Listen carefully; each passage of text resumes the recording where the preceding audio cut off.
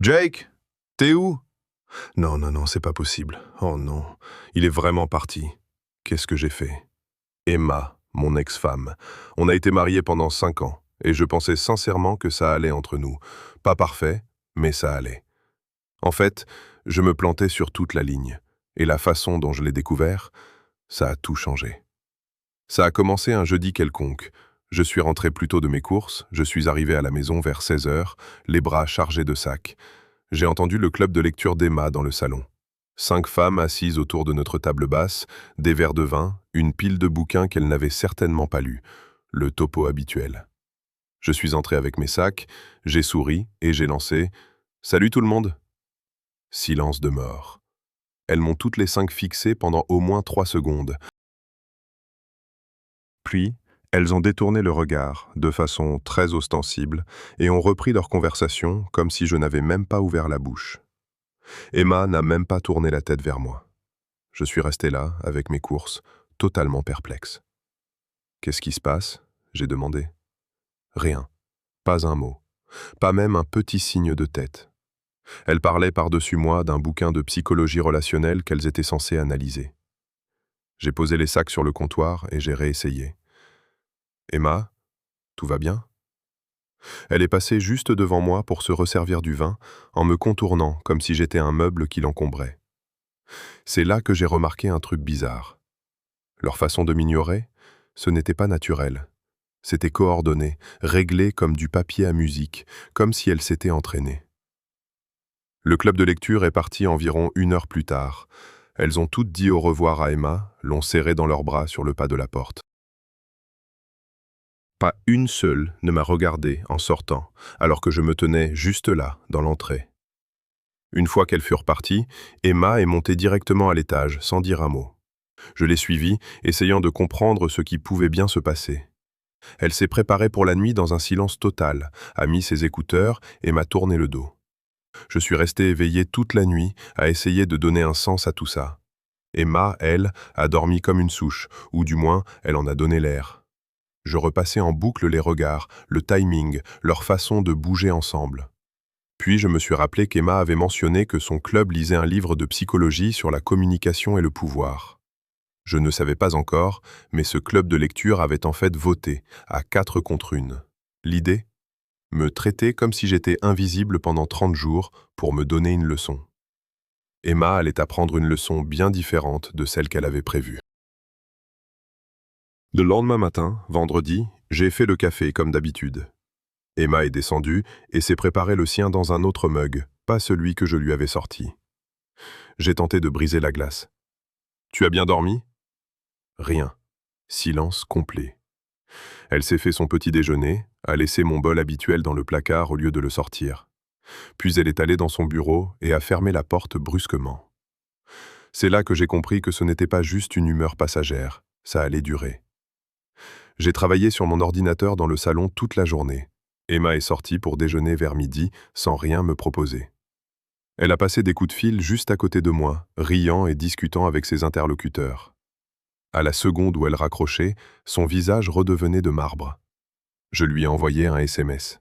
« On peut parler ?» Je l'ai vu le lire, j'ai vu les petits points de saisie s'afficher, puis s'arrêter. Rien. C'est là que j'ai eu un déclic. Elle pouvait m'ignorer autant qu'elle voulait, mais je n'étais pas obligé de rester visible et de continuer à la servir. Ce soir-là, j'ai commandé à emporter, juste pour une personne. J'ai mangé à table pendant qu'Emma faisait chauffer de vieux restes d'il y a 3 jours au micro-ondes. Je ne lui ai rien proposé. Elle a jeté un coup d'œil à mon plat, puis a vite détourné les yeux. J'ai vu la frustration sur son visage avant qu'elle ne parvienne à la masquer. C'est là que j'ai réalisé un truc. Elle s'attendait à ce que je continue à être à son service, à cuisiner, à m'occuper de tout, tout en étant totalement ignoré. Ce n'est pas comme ça que l'invisibilité fonctionne. Si j'étais vraiment invisible, je pouvais faire tout ce que je voulais. Samedi matin, j'ai cassé notre routine. Normalement, je m'occupe du jardin tous les samedis, quoi qu'il arrive. Cette fois, j'ai fait la grasse matinée jusqu'à 10 heures. Emma est venue à la porte de la chambre 2 fois. Je l'ai entendu s'arrêter devant, je l'ai senti attendre, puis je l'ai entendu repartir. Vers 11 heures, je l'ai entendu en bas, au téléphone. Je ne sais pas, il est encore au lit. Le jardin est dans un état lamentable. Personne n'a tondu depuis 2 semaines. Je suis resté au lit jusqu'à midi, juste parce que je le pouvais. Quand je me suis enfin levé, je me suis préparé un énorme petit déjeuner. Œufs, bacon, fruits frais, la totale. J'ai laissé la cuisine un peu en désordre derrière moi, puis je me suis assis devant mon ordi et j'ai commencé à me replonger dans quelque chose à quoi je n'avais pas pensé depuis des années. La photographie. J'étais photographe paysagiste autrefois. Pas juste un passe-temps, je voulais vraiment en faire ma carrière. J'avais fait des expos dans des galeries locales, vendu des tirages. Je passais tous mes week-ends à shooter le lever du soleil à la montagne ou l'heure dorée en ville. Mais au fil des ans, Emma s'était plainte constamment. Trop de temps loin d'elle, trop d'argent dans le matériel. La maison avait besoin de travaux. Petit à petit, j'avais tout lâché. J'avais arrêté de sortir, j'avais vendu certains de mes objectifs les plus chers pour payer des travaux dans la maison. Mon bon boîtier, un Canon professionnel, avait fini par se retrouver enfoui au fond du placard, sous des cartons remplis de son matériel de loisirs créatifs qu'elle n'utilisait même jamais. Mais puisque j'étais de toute façon devenu invisible, je me suis dit que je pouvais bien faire ce que je voulais, à commencer par tout ce que j'avais sacrifié pour qu'elle soit contente. J'ai sorti mon Canon et 3 objectifs, et j'ai tout étalé sur la table de la salle à manger pour les nettoyer et les vérifier. Elle est descendue pendant que je m'occupais de l'appareil. Emma s'est figée, fixant tout l'équipement éparpillé sur la table. Elle a ouvert la bouche comme si elle allait dire quelque chose, exiger de savoir ce que je fabriquais. Puis, elle s'est souvenue de son petit jeu et a refermé la bouche d'un coup sec. Elle a attrapé son sac et est sortie en trombe. Le claquement de la porte d'entrée a fait trembler les murs. À travers la fenêtre ouverte, je l'ai entendu au téléphone. « Il le fait exprès, je le sais. Il essaie de me faire craquer. » Elle avait tout à fait raison. Je le faisais absolument exprès. Dimanche matin, je me suis levé à 6 heures. J'ai chargé tout mon matériel photo dans la voiture et j'ai roulé vers les montagnes. J'ai passé 4 heures à photographier le lever du soleil, la brume qui dévalait les vallées, les randonneurs qui commençaient leur journée. Je n'ai pas envoyé de SMS à Emma, je ne lui ai pas dit où j'allais, je n'ai pas laissé de mots. Je suis rentré à 11 heures et je l'ai trouvée en train de faire les 100 pas dans la cuisine, totalement stressée. Quand je suis entré avec mon sac photo à l'épaule, j'ai vu un éclair de soulagement sur son visage. Puis elle s'est rappelé qu'elle ne devait pas m'adresser la parole, et le soulagement a fait place à la colère. Sa mâchoire s'est crispée. Elle brûlait de savoir où j'étais passé, mais poser la question revenait à admettre que j'existais. J'ai passé l'après-midi à retoucher des photos sur mon ordinateur. Emma rôdait dans les parages, s'occupant à des trucs inutiles, jetant sans cesse des coups d'œil à mon écran. J'étais en train de travailler sur un cliché du lever de soleil à travers la brume, et je l'ai surprise en train de le fixer. Elle adorait mes photos autrefois, à l'époque de notre rencontre. Nos regards ont failli se croiser, elle a vite détourné les yeux. Ce soir-là, je me suis cuisiné des pâtes, juste une portion, en utilisant les bons produits qu'on réserve d'habitude pour les grandes occasions, le parmesan coûteux qu'on gardait au fond du frigo. Emma s'est préparé une simple salade et s'est assise en face de moi, fixant sa triste verdure alors que mon dîner sentait divinement bon. Elle s'est levée et est montée à l'étage. Je l'ai entendue pleurer à travers la porte de la chambre. Pendant une seconde, j'ai culpabilisé. Puis je me suis rappelé que c'était son choix. Chaque minute de ce silence était son propre choix. Lundi est arrivé. 5e jour de ce truc. J'ai réquisitionné la chambre d'amis pour en faire mon nouveau bureau. Mon bureau, mon second écran, mon siège ergonomique. J'ai accroché mes tirages photos au mur, ceux que j'avais décrochés il y a des années parce qu'Emma disait qu'ils rendaient la maison trop masculine. Emma est apparue dans l'encadrement de la porte, me regardant réorganiser mes affaires, l'air tiraillé, comme si elle voulait dire quelque chose mais n'y arrivait pas. Au lieu de ça, elle s'est enfermée dans son propre bureau. Le claquement de la porte a résonné dans toute la maison. Plus tard, j'ai bloqué des créneaux dans mon agenda. Photos de 17h à 19h tous les soirs, sans exception.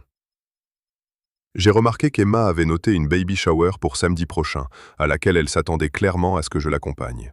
J'ai supprimé l'événement et j'ai ajouté à la place « shooting photo à Stone Mountain ».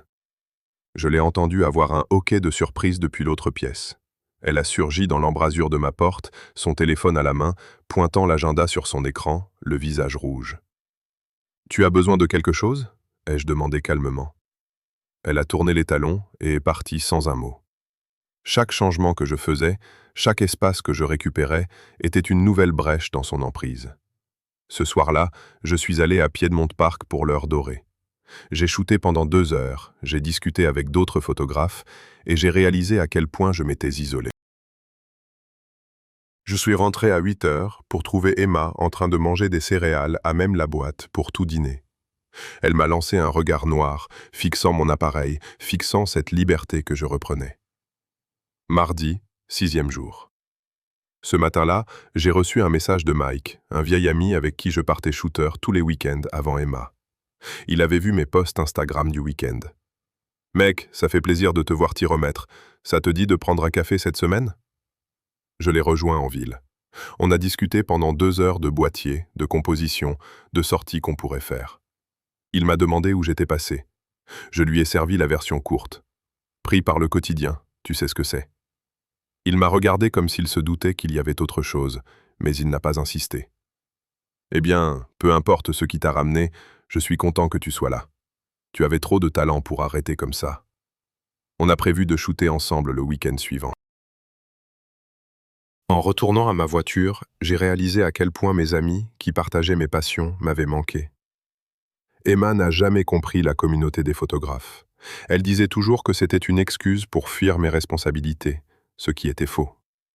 Plus tard, j'ai décidé de cuisiner un plat spécial. J'ai toujours été le meilleur cuisinier des deux. Emma est à peine capable de faire griller du pain sans le brûler.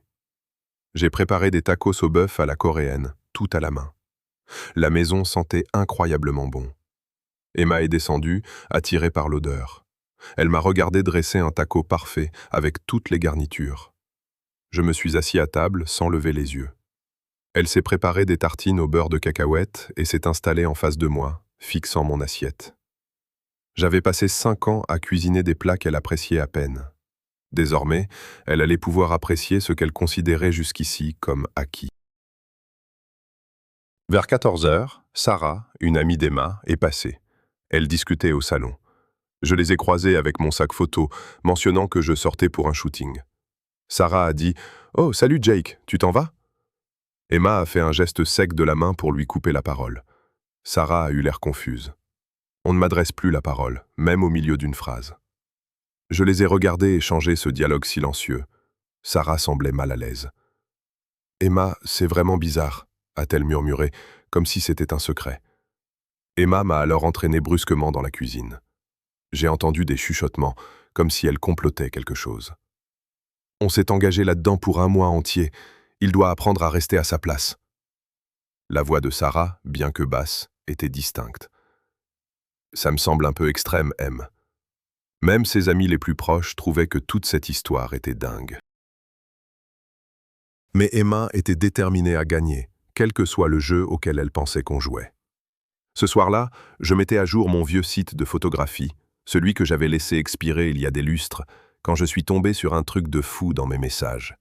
Des tonnes de messages d'un galeriste datant d'il y a 18 mois. « J'adorerais exposer votre travail. Est-ce que vous shootez toujours? Merci de me recontacter. » Je n'en avais jamais vu aucun. J'ai fouillé dans mon dossier de courriers indésirables. 3 autres messages de galeries différentes, tous filtrés automatiquement. Quelqu'un, et ce n'était certainement pas moi, les avait marqués comme spam. Elle ne s'était pas contentée de me décourager de faire de la photo, elle m'avait carrément saboté, bloquant des opportunités pour que je ne sois même pas au courant. Ce soir-là, j'ai arrêté de me sentir coupable pour les tacos ou quoi que ce soit d'autre. Mercredi, 7e jour. J'ai passé en revue tous nos comptes bancaires. Nous avions nos propres comptes personnels, mais un compte commun pour les frais de la maison. Je versais 2 800 $ par mois. Emma en mettait 1 200, mais ce fonds payait son club de lecture, son abonnement de vin, son matériel de loisirs créatifs et son abonnement à la salle de sport qu'elle n'utilisait jamais. J'ai fait un tableur détaillé montrant à quel point c'était déséquilibré sur l'année écoulée, et je l'ai imprimé sur du beau papier. Je l'ai laissé sur le plan de travail de la cuisine avec un post-it. Nouveau budget à partir du mois prochain. Contribution équitable uniquement. Emma l'a trouvé vers midi. Elle l'a fixé pendant 5 bonnes minutes, pétrifiée. Puis elle a attrapé son téléphone et a appelé quelqu'un. Probablement Sarah. Il se comporte comme un vrai connard en ce moment. Ouais, il ne me parle toujours pas du tout. Mais maintenant, il change tout notre arrangement financier. Un silence. Est-ce qu'il a seulement le droit de faire ça? Un autre silence, pendant qu'elle écoutait. Je sais que techniquement c'est son argent, mais on avait un accord. Un silence plus long. Son visage s'est décomposé. C'est bon, mais c'est exactement pour ça qu'on fait tout ça. Il doit se rappeler sa place dans ce mariage. Sa place. C'était ça pour elle. Le contrôle, et me maintenir à la place qu'elle m'avait assignée. J'ai commencé à chercher des avocats spécialisés en divorce cet après-midi-là, juste pour me renseigner. Je n'étais pas encore prêt à appeler qui que ce soit. Mais j'ai téléchargé tous nos documents financiers, pris des photos des papiers importants, sauvegardé tout mon portfolio photo sur le cloud. Au cas où. Jeudi, 8e jour. Pendant qu'Emma était en réunion Zoom, j'ai réorganisé le salon. J'ai créé un vrai coin d'exposition photo avec un bon éclairage venant des fenêtres. Je me suis débarrassé de ces 23 coussins décoratifs. Ouais, je les ai comptés. 23 coussins sur un seul canapé. Je les ai tous donnés à Emmaüs avant qu'elle ne puisse m'en empêcher. Puis j'ai accroché 3 de mes plus beaux tirages de paysages, là où ces cadres, vivre, rire, aimer, trônaient depuis des années. Emma a fini sa réunion plus tôt et est descendue. Elle est devenue blanche comme un linge en voyant les changements. Elle a commencé à prendre des photos de la pièce avec son téléphone, les mains tremblantes. Elle rassemblait probablement des preuves pour ses amis, ou peut-être même pour un dossier juridique. Plus tard cet après-midi-là, je me suis attaqué au placard de notre chambre, qui m'agaçait depuis des années. Mes vêtements étaient entassés dans à peine 20% de l'espace. Le reste, c'était les affaires d'Emma. Beaucoup avaient encore l'étiquette. J'ai compté pour plus de 1 500 $ de trucs qu'elle n'avait jamais portés. Jamais.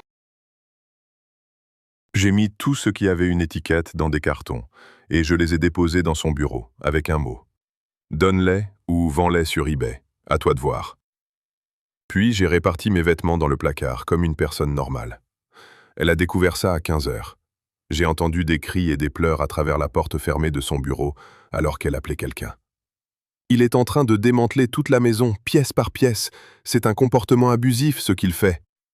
La voix de son amie était faible, mais distincte. « Rachel, tu devrais peut-être juste lui parler. »« Non, absolument pas. » On s'est engagé pour les 30 jours complets. Le vote était de 4 contre 1. Ce soir-là, Emma a essayé de m'envoyer un SMS. « Il faut qu'on parle de tout ça. » J'ai lu le message alors qu'elle se tenait à 2 mètres de moi, à me fixer. Je n'ai pas répondu. J'ai simplement posé mon téléphone, écran face contre table, et je me suis remise à retoucher mes photos. Elle voulait changer les règles, parce qu'elle perdait le contrôle. Vendredi, 9e jour. J'ai réactivé mon compte Instagram de photos qui prenait la poussière. J'ai posté 5 de mes meilleurs clichés récents, ceux de la montagne et du parc. En quelques heures, j'avais plus de 200 mentions, j'aime et 30 commentaires d'anciens amis photographes à qui je n'avais pas parlé depuis des années. 2 galeristes m'ont envoyé des messages privés. Mon ancien mentor, quelqu'un qui avait vraiment cru en moi, a laissé un commentaire pour me demander où j'étais passé. « Marcus, où t'étais caché? Ces photos sont incroyables, reviens-nous !» Le compte d'Emma était lié au mien depuis des années, elle voyait donc tout passer. Tous les commentaires enthousiastes des autres photographes, y compris ceux de femmes. Son visage était un mélange de jalousie et de colère chaque fois qu'elle consultait son téléphone. Un galeriste m'a contacté pour une rencontre d'artistes le 1er vendredi du mois prochain, dans un centre d'art local. Vous devriez absolument venir. Apportez votre portfolio si vous l'avez. J'ai répondu immédiatement que j'y serais. Je l'ai ajouté à notre calendrier partagé, juste pour que ce soit officiel. Emma a vu la notification s'afficher. Elle a tapé, puis effacé 3 messages différents pour tenter de répondre, avant de finir par abandonner. Ce soir-là, elle s'est préparée à dîner pour elle seule à 17h pile, mon heure habituelle pour les prises de vue, exprès. Elle a fait s'entrechoquer ses casseroles le plus fort possible. Je suis quand même parti pour ma séance, sans même relever le boucan. Je suis rentré à 21h. Emma était encore debout, mon Instagram ouvert sur son ordinateur portable. Elle l'a rabattu violemment quand je suis entré. Elle avait passé la soirée à épier mon compte, à lire chaque commentaire. Elle m'a suivi dans la cuisine quand je suis allé chercher de l'eau. C'était la première fois qu'elle me suivait quelque part dans la maison.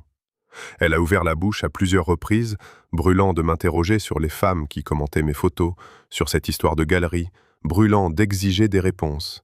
Mais elle ne pouvait rien demander sans m'adresser la parole la première. Finalement, elle a juste attrapé son ordinateur et est montée à l'étage. Une autre porte a claqué, faisant trembler le chambranle. Elle s'était tendue le piège parfait. Elle ne pouvait pas contrôler ce dont elle ne pouvait admettre l'existence. Samedi, 10e jour. Je suis parti à 5 heures du matin pour un autre coin de montagne. Je n'ai pas dit à Emma où j'allais, ni quand je rentrerais. J'ai passé la journée entière à photographier des paysages. J'ai retrouvé des amis photographes. On a déjeuné ensemble dans une ville voisine après coup. C'était mon premier vrai moment de sociabilité depuis des mois qui n'impliquait pas de marcher sur des œufs. Je suis rentré à 16 heures. La voiture d'Emma était dans l'allée, mais elle n'était pas à la maison. J'ai vérifié sa position sur notre application de localisation partagée. Elle était garée sur le parking d'un café à 3 pâtés de maison de chez nous. Elle attendait là pour voir exactement quand je rentrerais. Elle me surveillait. L'homme invisible était devenu son unique préoccupation, son obsession. Ce soir-là, Emma recevait à nouveau son club de lecture, les 5 mêmes femmes. J'étais dans mon bureau, la porte entr'ouverte. J'entendais tout ce qui se disait au salon. Sarah a dit « Emma, tu as maigri ? Tu as l'air épuisée. » Emma a insisté sur le fait qu'elle allait bien et que tout cela fonctionnait à merveille. Une autre voix, Lisa, a lancé « Ah bon ? Il a l'air plus heureux que jamais d'après ce que je vois. » Emma a répondu que ce n'était que de l'entêtement et que je finirais bien par craquer. Sarah a suggéré qu'Emma devrait simplement me parler. Emma a rappelé qu'elle s'était engagée pour 30 jours complets et que le vote avait été de 4 contre 1. Elle ne pouvait plus reculer maintenant. Lisa est intervenue.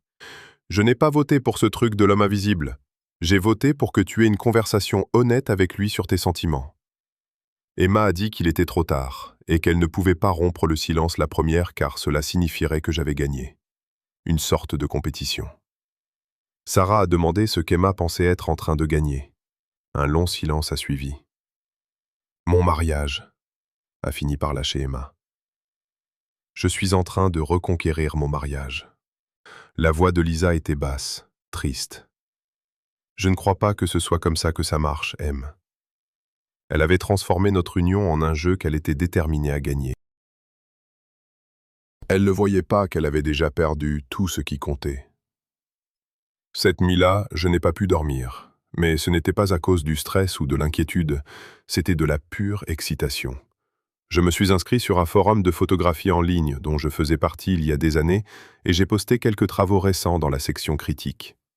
En moins d'1 heure, j'avais 15 réponses détaillées. La plupart étaient positives, enthousiastes, me donnant des conseils et m'interrogeant sur ma technique. Un commentaire est sorti du lot. « Bon retour parmi nous, Marcus. Je me souviens de ton travail d'il y a quelques années. Ravi de voir que tu t'y es remis. » Quelqu'un se souvenait de moi. Quelqu'un avait remarqué mon absence et se réjouissait de mon retour. C'était peu de choses, mais ça m'a touché en plein cœur. J'avais été tellement concentré à essayer de rendre Emma heureuse que j'en avais oublié l'existence de toute cette communauté de gens qui appréciaient réellement ce que je faisais. Je suis resté assis dans mon bureau, contemplant la vie que j'avais reconstruite en seulement 10 jours. Ma carrière de photographe, qui redémarrait. Un vrai espace à moi dans ma propre maison. Des limites financières, enfin. La liberté de bouger et de respirer sans leurs conneries habituelles. Je l'ai comparé aux 5 années précédentes. Cette impression de toujours marcher sur des œufs, d'abandonner sans cesse mes hobbies et mes passions, d'être totalement coupé de mes amis. Ces critiques constantes déguisées en conseils bienveillants.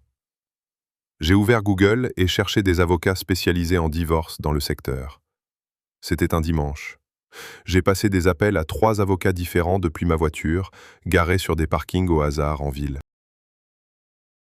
La troisième, une femme nommée Jennifer Harper, a dit quelque chose qui m'est resté en tête. Le silence radio est en réalité une forme reconnue de maltraitance psychologique. Documenter tout ce qui se passe. Je l'ai choisi immédiatement. Rendez-vous fixé au lundi.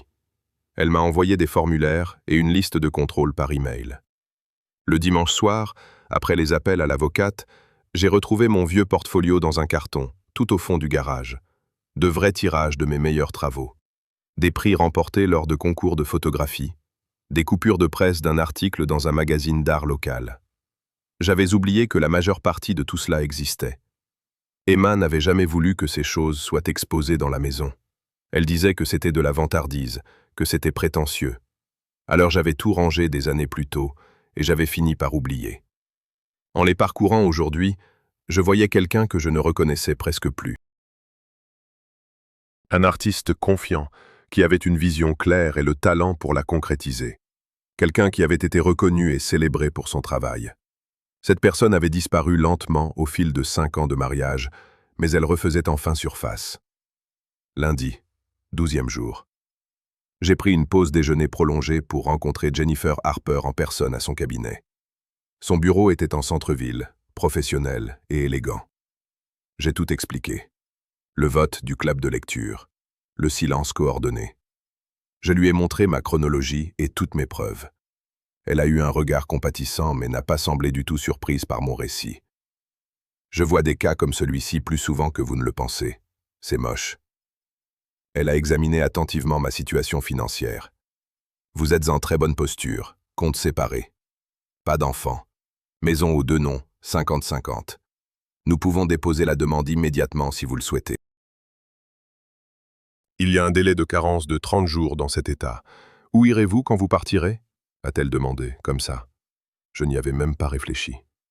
Honnêtement, réfléchissez-y, rapidement, a-t-elle ajouté. Vous aurez besoin d'une adresse physique pour toute la paperasse. J'ai quitté son bureau et j'ai roulé en ville pendant un moment. J'ai réalisé que je pouvais largement me payer mon propre logement, facilement, sans les dépenses folles d'Emma. J'avais mis de l'argent de côté.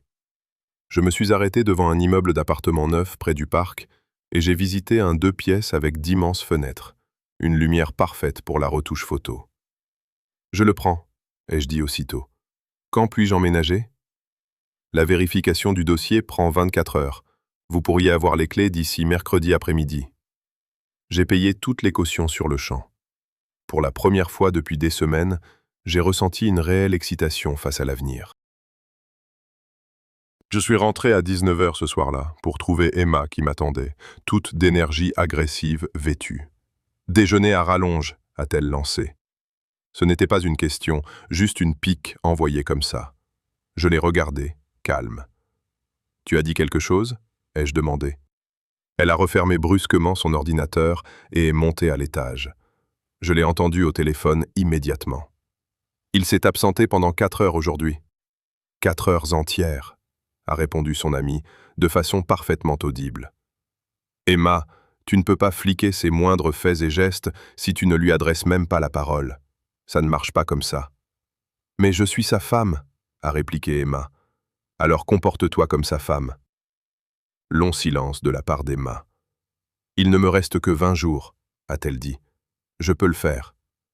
Tu n'as pas 20 jours, ai-je pensé. Tu en as exactement 2. Mardi, 13e jour. J'ai reçu l'email le matin. Votre dossier a été accepté. Félicitations. J'ai récupéré les clés pendant ma pause déjeuner. J'ai parcouru mon appartement totalement vide avec mon appareil photo. J'ai pris des clichés de l'espace en y imaginant ma vie. Des tirages photographiques sur les murs, mes meubles disposés exactement comme je le voulais. Plus besoin de marcher sur des œufs, juste la paix et le calme. Emma allait au yoga tous les mardis à 18 h, sans faute. Cela me donnait 90 minutes pleines. Parfait. Je suis allé dans un magasin de fournitures de déménagement après le travail et j'ai acheté 20 cartons. Du ruban adhésif, des marqueurs, du papier bulle, la totale. J'ai tout chargé dans ma voiture et je me suis garé près du parc, non loin de chez nous. J'ai regardé la voiture d'Emma sortir de l'allée à 17h55. J'ai attendu 5 minutes de plus pour être absolument certain qu'elle ne revenait pas chercher quelque chose. Puis je me suis garé dans l'allée à 18h pile. J'avais 90 minutes pour devenir véritablement invisible. Définitivement. J'ai travaillé vite, avec méthode. La chambre d'abord. Tous mes vêtements, chaussures, affaires de toilette, emballés. La salle de bain ensuite, mes serviettes, tous mes produits de soins. Le bureau, l'ordinateur, les 2 écrans, le matériel de bureau, tous mes dossiers. Le salon, mes photographies, les tirages décrochés des murs, tout le matériel photo, les trépieds, les cellules. Le garage, mes outils, mon vélo, le matériel de camping. La cuisine, juste ma cafetière et un bon couteau. Tout tenait parfaitement dans 15 cartons, plus mes sacs d'équipement. 3 voyages pour charger la voiture. À 19h25, j'avais complètement terminé. La maison a un air étrange maintenant. Des trous béants là où se trouvaient mes affaires. Les trucs d'Emma partout, envahissant chaque surface. Mais ma présence à moi, totalement effacée. Dernière chose, le mot. Je me suis assis au comptoir de la cuisine et j'ai griffonné 3 versions différentes avant de trouver la bonne. J'ai écrit la version finale sur notre beau papier à lettres. Une petite touche d'ironie. Invisible veut dire « parti pour 2 semaines ». Tu m'as traité comme si je n'existais pas. Je voulais que tu saches que ça a marché. Je vois enfin clair dans ce qu'était devenu notre mariage. Tu disais que je devais apprendre à rester à ma place. J'ai appris que ma place n'est plus ici. Les papiers du divorce te seront remis d'ici vendredi. J'ai laissé tout ce qui était vraiment à nous, ce qui, au bout du compte, ne représentait pas grand-chose. Garde la maison, les meubles, cette vie que tu as bâtie sans jamais me consulter. Je garde les morceaux de moi-même que j'ai failli perdre complètement. Merci pour ce silence radio. C'était honnêtement le plus beau cadeau que tu m'aies jamais fait. Ça m'a rappelé qui j'étais avant de devenir celui que tu voulais que je sois. Je ne suis pas en colère, je ne souffre pas. Je suis juste parti. N'appelle pas, n'envoie pas de message. Tu me voulais invisible, maintenant, je le suis. Jake, PS. Tu as 2 semaines pour préparer ta réponse à la demande de divorce. C'est déjà plus de préavis que ce que tu m'as donné. J'ai posé le mot pile au centre du comptoir de la cuisine. J'ai déposé mes clés de maison juste dessus. Je n'ai gardé que la clé de ma voiture. Je suis sorti à 7h30. Elle rentrerait à 7h45. 15 minutes pour que toute ma vie s'évapore. J'ai jeté un dernier regard circulaire avant de fermer la porte. 5 ans dans cette maison. Impossible de me rappeler la dernière fois où je m'y étais senti chez moi. J'ai roulé jusqu'à mon nouvel appartement et j'ai déchargé mes cartons en écoutant de la musique. Je me suis rendu compte que je souriais, pour de vrai. La première véritable paix que je ressentais depuis des années. J'ai passé l'heure suivante simplement assis dans mon appartement vide. Pas encore de meubles, juste des cartons et mon matériel photo empilé. Les fenêtres étaient orientées à l'est, une lumière matinale parfaite pour shooter. Je m'imaginais me réveiller ici, préparer mon café dans ma propre cuisine, retoucher des photos à un bureau placé pour capter la lumière naturelle. Personne pour critiquer mon désordre, personne pour râler sur mes horaires, personne pour me faire culpabiliser de faire ce que j'aime. Juste de l'espace, de la liberté et un champ de possibles illimité. Emma est rentrée à 7h45 pile. Je l'imaginais entrer. Elle sentirait tout de suite que quelque chose cloche. Dans l'air. Elle verrait le salon en premier. Des murs nus là où se trouvaient mes photos. Elle monterait l'escalier en courant, en panique. Le placard vide. La salle de bain débarrassée. Toutes ses affaires à lui, envolées. Le bureau entièrement vidé. Comme si personne n'y avait jamais travaillé. Elle redescendrait, de plus en plus frénétique. La cuisine, le mot qui l'attend. Elle le lirait 1 fois, 2 fois, 3 fois, essayant de comprendre. Invisible veut dire parti. Ses mains trembleraient. Elle vérifierait le garage. Plus de voitures, plus d'outils, plus rien. Elle jetterait un œil à l'horloge. 20h02.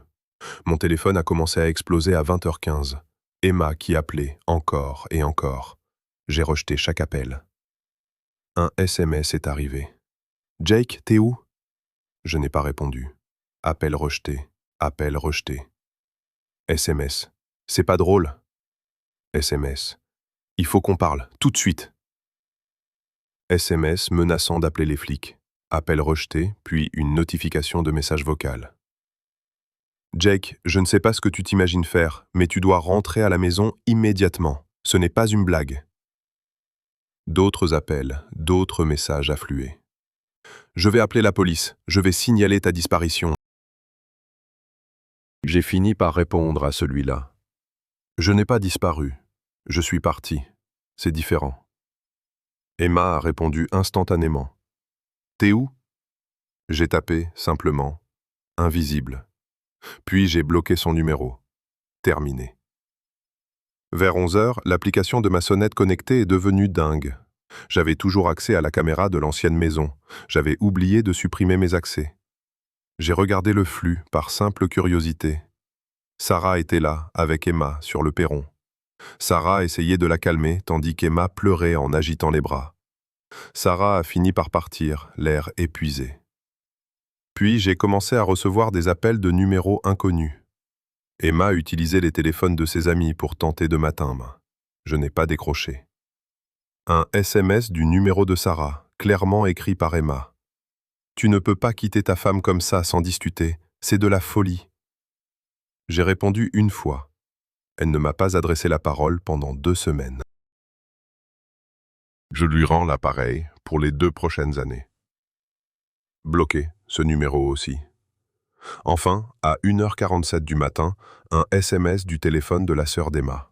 « S'il te plaît, dis-lui juste que tu es en sécurité pour qu'elle puisse dormir. » J'ai répondu une dernière fois. « Je suis en sécurité. Je suis heureux. Je suis libre. » Dis à Emma qu'elle a eu exactement ce qu'elle voulait. Je suis invisible maintenant. Complètement. J'ai éteint mon téléphone, mon meilleur sommeil depuis 5 ans. Le lendemain matin, je me suis réveillé dans mon nouveau chez-moi, la lumière du soleil inondant les fenêtres. Plus de tension dans les épaules, plus de boule au ventre. Juste le calme. J'ai fait du café avec ma cafetière rescapée. Je suis resté à la fenêtre, regardant la ville s'éveiller en bas. J'ai pris mon appareil et j'ai capturé la lumière du matin frappant les immeubles d'en face. Dorée, chaude, pleine de promesses. Mon téléphone affichait 63 notifications quand j'ai fini par le rallumer. Toutes d'Emma ou de ses amis essayant de me joindre. J'ai tout supprimé sans les lire et j'ai bloqué tous les nouveaux numéros. J'ai changé de numéro l'après-midi même. Je ne l'ai donné qu'aux personnes qui comptaient. Mike, mon avocat, Jennifer, les propriétaires de la galerie, mes vrais amis. L'assignation en divorce a été signifiée le vendredi matin, réglée comme du papier à musique. 16e jour. Emma a d'abord contesté, prétendant que tout ça n'était qu'un jeu stupide qui avait dérapé.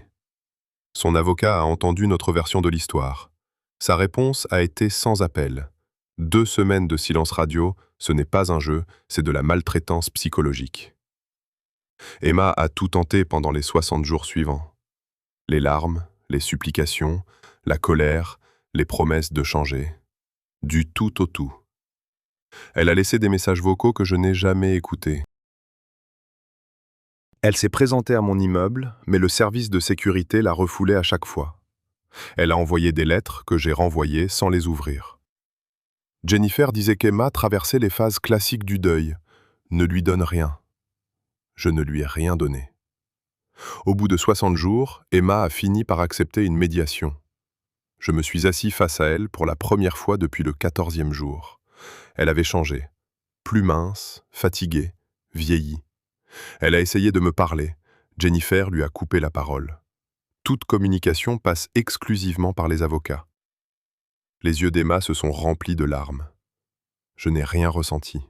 Cette absence d'émotion m'a surpris moi-même. L'accord était équitable. Elle a gardé la maison. De toute façon, je n'en voulais plus. Nous avons partagé les comptes communs restants à 50-50. 50-50. Elle me devait 8 400 € pour un trop-perçu sur le compte du ménage. Elle vendrait la maison sous 6 mois pour me verser ma part de capital. L'affaire a été bouclée en 90 minutes. Emma a tenté une dernière approche sur le parking, juste après. « Jake, s'il te plaît. » Je suis passé devant elle sans m'arrêter, comme si elle n'existait pas. L'ironie de la situation ne nous a échappé ni à l'un ni à l'autre. 6 mois plus tard, mon appartement en centre-ville était exactement ce qu'il me fallait. La photographie, des tirages couvrant chaque mur, mon travail, partout. J'avais programmé 3 expositions dans la ville. Mon compte Instagram avait atteint les 12 000 abonnés.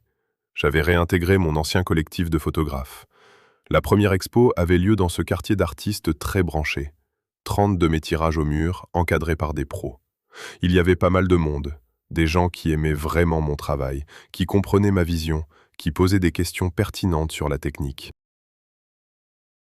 Mike est venu, accompagné de vieux amis que je n'avais pas vus depuis des années.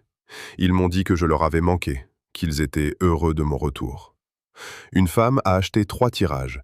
Elle m'a dit qu'elle suivait mon Instagram depuis des mois. Elle adorait la façon dont mes travaux récents capturaient la liberté et la métamorphose. « On sent le changement dans votre vie à travers ces images », a-t-elle dit. Elle avait raison. Je shootais tous les week-ends. La montagne, la côte, la ville, la rue, tout. Ma vie sociale était remplie de vernissages, de sorties photos, de rencontres entre artistes. Je sortais de temps en temps, rien de sérieux, je ne pressais rien. Je préparais mes propres repas, à mon rythme, fini de marcher sur des œufs, fini de devoir gérer les émotions d'une autre, fini de me sacrifier pour acheter la paix. 3 mois après ça, j'étais dans un café en train de retoucher des photos, un mercredi après-midi. Emma est entrée avec quelqu'un, peut-être un nouveau mec. Nos regards se sont croisés à travers la salle. Elle s'est figée. Elle avait manifestement envie de s'approcher pour me parler. J'ai soutenu son regard une seconde, puis je me suis replongé dans mon ordinateur. Indifférence totale. Pas de la cruauté, juste la faim. Elle est restée plantée là quelques secondes, puis elle est repartie sans même commander. Mon ami, assis avec moi, a demandé « C'était elle ?» « Ouais », j'ai répondu. « Ça va ?» J'ai jeté un œil à mon ordinateur, mon sac photo posé à côté de moi. Mercredi après-midi, je faisais mon truc. Ma vie, exactement comme je la voulais. Je vais plus que bien, lui ai-je dit. On me voit désormais. Les gens me demandent si je regrette la façon dont les choses se sont finies. La vérité, c'est que ça ne s'est pas fini le 14e jour, quand je suis parti avec mes affaires. Ça s'est fini 2 semaines plus tôt, quand Emma et ses amis ont décidé de m'ignorer royalement. Elle ne le savait juste pas encore.